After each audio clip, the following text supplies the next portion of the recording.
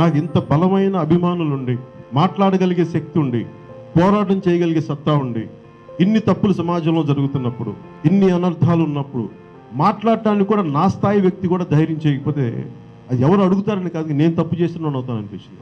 ఒక నిర్దిష్టమైన ఆలోచన విధానంతో, ఒక సుదీర్ఘమైన 25 సంవత్సరాల లక్ష్యంతో నేను ఇలా మీ ముందుకు వచ్చాను, పార్టీ పెట్టాను. దాని పేరు జనసేన. మీ సేన, సామాన్యుల సేన, మన భారతదేశపు సేన.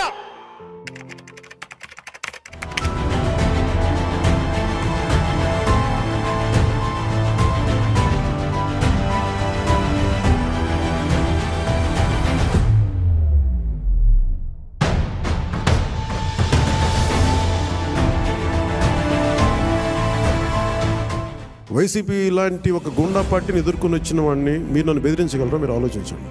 మీరు నాకు ఎంత లాయలిస్టులు వ్యక్తిగతంగా అయినప్పటికీ కూడా, మీరు నా కమిటెడ్ లాయలిస్టులు అయినప్పటికీ కూడా, ప్రజాస్వామ్యానికి విఘాతం కలిగించిన, రౌడీజం చేసిన నేను వదులుకోవడానికి సిద్ధంగా ఉంటాను.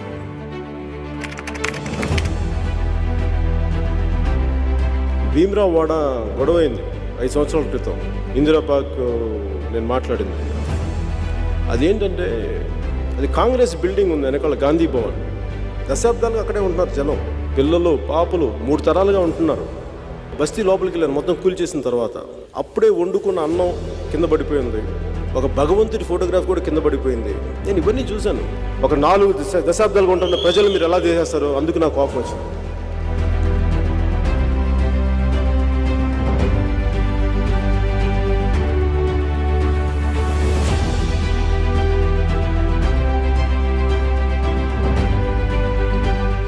సంవత్సరాలు చేసుకుంటా ఉన్నారు. కిరాణా కొట్టు పోయింది, అమ్మ పొలంకి పోయింది, పొలం నుంచి రాగానే మొత్తం ధ్వంసం చేశారు.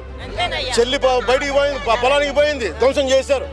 హైదరాబాద్లో ఇదే వైఎస్ఆర్ ఫ్యామిలీ నడిపితే అక్కడ భీమ్రావ్, బాబాసాహెబ్ అంబేద్కర్ భీమ్రావ్ బస్తీని కొలగొడితేనే ఫస్ట్ మాట్లాడాం. వైసీపీ గుండాలు చెప్తున్నా మా మట్టిని కూల్చారు, మా ఇల్లు కూల్చారు. మీ కూల్చివేత తథ్యం, గుర్తుపెట్టుకోండి.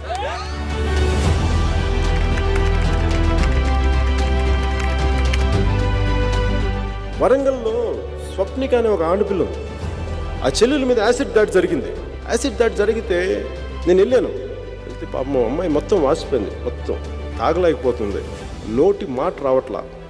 అమ్మాయి అంది ఒకటే అంది, అన్నయ్య ఇంక ఏ ఆడపిల్లకి ఇలా జరిగినవి కూడా చూడన్నయ్య.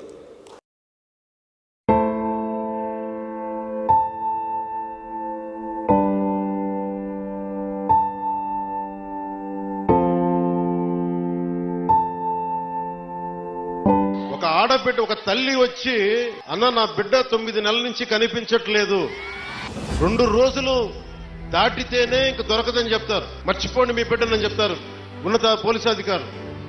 అలాంటిది 9 నెలలు అయిపోతే దొరుకుద్దా లేదా అనేది నా గుండె ఇలా కొట్టుకుంది. ఆ తల్లి ఏడుపు గుండె వేదన పెట్టేసింది. వెంటనే మన కేకే గారిని అడిగాను, మీరు వెళ్ళి వెంటనే తీసుకెళ్లి విజయవాడ మాచవరం శ్రీ గారి దగ్గరికి వెళ్ళి మాట్లాడండి అంటే, కమిషనర్ గారితో మాట్లాడాను.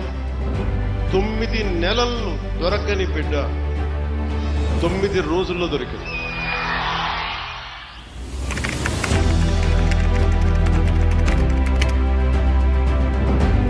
రైతు అంటే ఒక కవి చెప్తాడు, మట్టిలో నుంచి కస్తూరి పరిమళాలు తీసే వ్యక్తి రైతు అని చెప్పి. కడుపు నింపేవాడు రైతు. అంత గొప్ప రైతు ఈరోజు మన కన్నీళ్ళు పెట్టి సమస్యలు చెప్పుకోవాల్సిన అవసరం ఏముంది? గిట్టుబాటు ధర లేదని చెప్పాల్సిన అవసరం ఏముంది? ఎక్కడికి వెళ్ళినా రైతు కన్నీరు విపరీతంగా కనిపిస్తుంది. ఎక్కడో చోట దీన్ని ఆపాలి, ఎక్కడో చోట రైతుని రక్షించుకోవడానికి జనసేన పార్టీ ఉంది. రైతు మాకు కనిపించే దేవుడు. నేను సాటి రైతుగా మాట్లాడుతాను. నాకున్న ఒక 8 ఎకరాల మామిడి తోటలో నేను 2 సెంట్లు భూమిని, వరిని పండించిన వాడిని. నాకు తెలుసు ఎంత కష్టమో, ఆ నాట్లు నాటి ఆ మట్టి ఎంత ఇబ్బంది పడతారో తెలుసు నాకు. రైతు కూలీలు కానీ, రైతులు కానీ, అలాగే కౌలు రైతుల ఇబ్బందులు కానీ. జనసేన కోరుకుంటుంది, పండించే రైతు ఉంటాడో ఆ రైతు ఆనందంగా ఉండాలి, ఆ రైతు కడుపు కోత తీరాలి.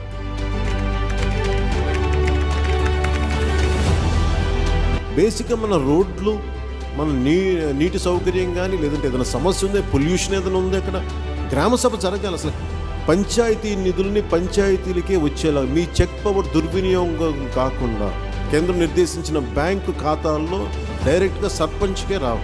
ఎప్పుడైతే సర్పంచ్ అకౌంట్లోకి డబ్బులు వస్తాయో అప్పుడు గ్రామ సభలు బలంగా జరుగుతాయి. మిత్రుడు పవన్ కళ్యాణ్ గారు రాష్ట్రం మొత్తం గ్రామ సభలు పెట్టాలి, గ్రామ సభల్లో గ్రామ అభివృద్ధి గురించి చర్చించాలని నిర్ణయం చేయడం ఇది మంచి కార్యక్రమం. దీన్ని అందరం కలిసి చేయాలి. రాష్ట్రం అంతా కూడా ఒక పండుగ వాతావరణంలో ఈ కార్యక్రమం చేయాలని దీనికి శ్రీకారం చుట్టడం, అక్కడి నుంచి నేను కూడా భాగస్వామి కావాలని వానపల్లికి రావడం నా అదృష్టంగా భావిస్తున్నాను.